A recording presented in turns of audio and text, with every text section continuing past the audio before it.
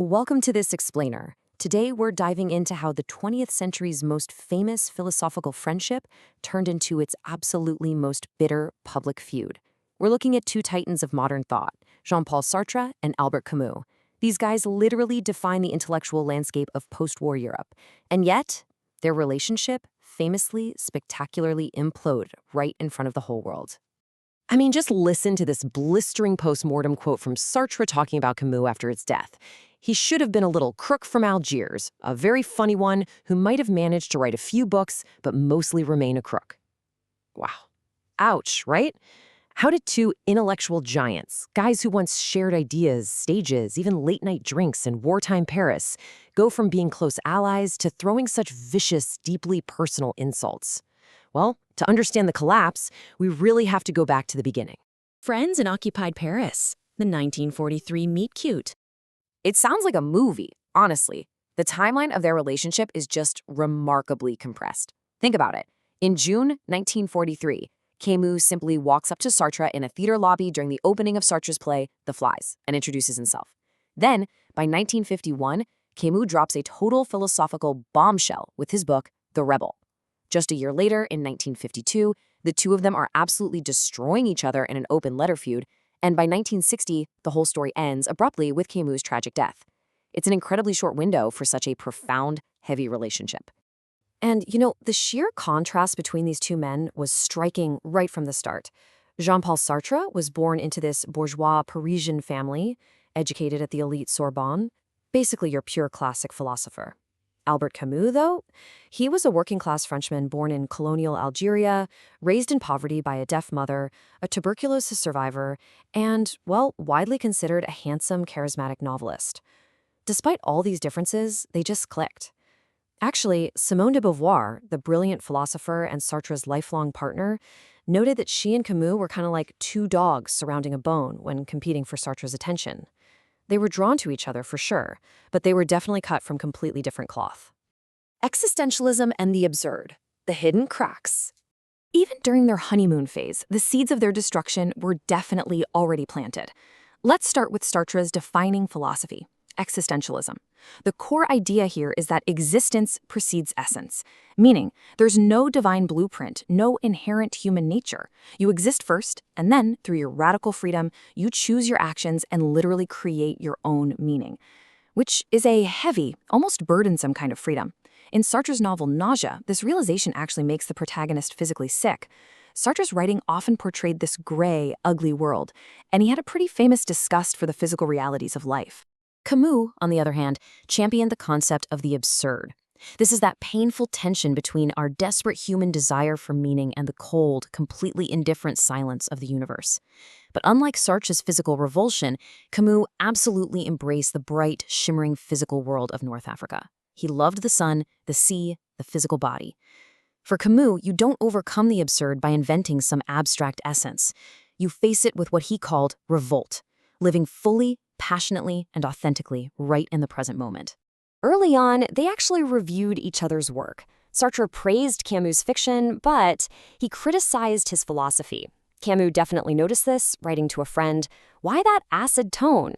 So the crucial takeaway here is that Sartre, the classically trained philosopher, kind of condescendingly viewed Camus as a mere moralist, someone who dabbled in philosophy but didn't truly understand the deep, systematic dialectics of thinkers like Heidegger or Marx. The political divide.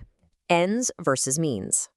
After World War II, those theoretical differences hardened into strict opposing political ideologies. The world was fracturing, and so were they. Sartre increasingly aligned with Marxism, believing that to overthrow capitalist oppression, the ends essentially justify the means. In his view, revolutionary violence was sometimes a necessary evil. He even framed state terror as revolutionary justice if it pushed society toward a communist future. Camus, leaning heavily toward anarchism and strict reform, fiercely disagreed. For him, morality always sat above politics. He absolutely condemned systemic violence, arguing that no future utopia could ever justify slaughtering people in the present. The rebels' explosive fallout, the climax of 1951. This brings us to the breaking point. It was triggered by the highly anticipated publication of Camus' book, The Rebel. And in it, Camus laid out his arguments with absolutely no filter. He drew a really sharp line between a rebel, someone who spontaneously says no to immediate injustice, and a revolutionary who relies on a rigid ideology. He argued that ideological revolutions inevitably lead to authoritarian dictatorships and a massive reinforcement of state power. Most controversially for the Parisian intellectual circles at the time, he unequivocally condemned the Soviet gulags and communist state violence. For Sartre and his Marxist allies, this book was seen as an absolute betrayal of the left. The open letter battleground, war in print. The fallout from the rebel was swift, and it was incredibly public. But here's the thing. Sartre didn't attack Camus himself. Well, at least not at first. As the editor-in-chief of the premier intellectual journal Les Temps Modernes, Sartre had a junior editor write a savage, completely dismissive review of the book. Camus was furious, not just at the review, but at Sartre for cowardly hiding behind a junior staffer. So the pages of this esteemed academic magazine basically transformed into a literal gladiator arena.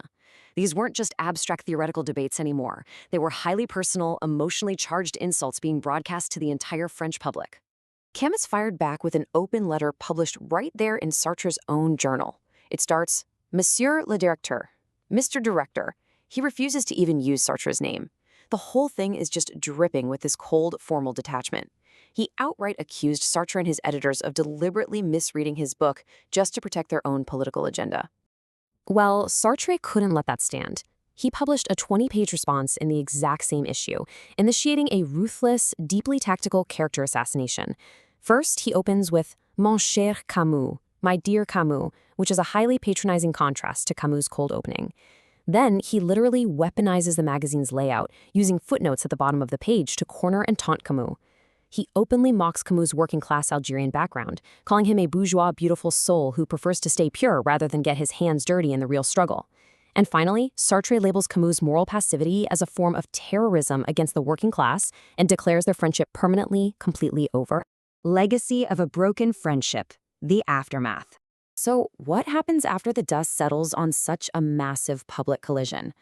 Tragically, the story ends way before there's any hope for reconciliation. In January 1960, Albert Camus died in a car crash at just 44 years old. He actually died with a train ticket in his pocket, having decided to ride with a friend at the very last minute. It's honestly the ultimate tragic irony for the philosopher of the absurd. Yet Camus really did live his philosophy. He was active in the French Resistance, risking his own life for freedom.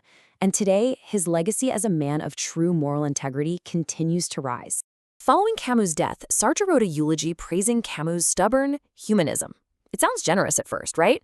But if you dig a little deeper, it's this incredibly complex, backhanded compliment. Even in death, Sartre just couldn't resist taking a subtle jab at Camus' strict, pure moralism, calling it an uncertain combat against the realities of history. Sartre even admitted privately later on that he felt the eulogy contained a little falsehood, which leads us right back to that brutal quote we started with about Camus being a crook from Algiers. Which leaves us here, right at the heart of their unsolvable divide. It brings up a huge question. Is violence ever justified to build a better future, as Sartre believed? Or must morality and the fundamental value of individual human life always come first, as Camus demanded? It's a profound, incredibly difficult question, and it's the very thing that tore apart one of the greatest friendships of the 20th century. Think about the history we just covered and decide for yourself where you stand. Thanks for joining me on this explainer, and I'll catch you in the next one.